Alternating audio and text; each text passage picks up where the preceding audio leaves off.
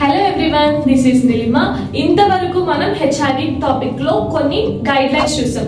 So HIV topic లో ఇంకా ఏం కోడ్స్ యూజ్ చేయొచ్చు అనే దాని గురించి ఈ రోజు మనం తెలుసుకుందాం. సో నెక్స్ట్ గైడ్ లైన్, ఈ పేషెంట్ అనేవాడు స్క్రీనింగ్ వచ్చాడు, టెస్ట్ల కోసం వచ్చాడు అని అంటే హెచ్ఐవి పేషెంట్, అలాంటి టైంలో మనం Z11.4 అనేది కోడ్ చేయాల్సి ఉంటుంది. ఒకవేళ పేషెంట్ స్క్రీనింగ్ ఫర్ హెచ్ఐవికి వచ్చి ఆ రిజల్ట్ లో తనకి నెగిటివ్ గాని వచ్చి ఫిజిషియన్ పేషెంట్ కి కౌన్సిలింగ్ కానీ ఇచ్చాడు అని అంటే కౌన్సిలింగ్ ఫర్ హెచ్ఐవి కోడ్ వచ్చేసి Z71.7.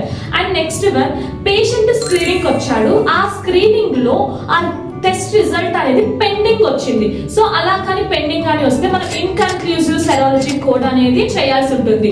ఆ కోడ్ వచ్చేసి R75.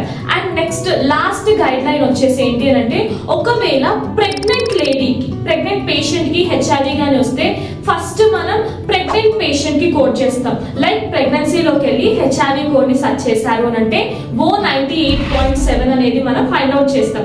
ఆ O98.7 ని తీసుకుని టేబులర్ లిస్ట్ లో చెక్ చేస్తే code also for identification of HIV అని చెప్తారు. సో అక్కడ O98.7 తో పాటుగా మనం హెచ్ఐవికి కూడా కోడ్ చేయాల్సి ఉంటుంది. అండ్ ఫైనల్ గా లాస్ట్ గైడ్ లైన్ వచ్చేసి, ఒకవేళ HIV patient anti retroviral drugs ఒకవేళ మెడికేషన్స్ కానీ యూజ్ చేస్తున్నారు అని అంటే మనం long term use of anti retroviral drugs కి కోడ్ చేయాల్సి ఉంటుంది. ఆ డ్రగ్ యొక్క కోడ్ వచ్చేసి Z79.899. రేపటి క్లాస్ లో వచ్చేసి ఈ టాపిక్ కి సంబంధించిన క్వశ్చన్స్ అనేది ఉంటుంది. సో ఈ క్వశ్చన్స్ కి మీకు ఎవరికైనా కానీ ఆన్సర్ తెలిస్తే కమెంట్ చేయండి. Thank you.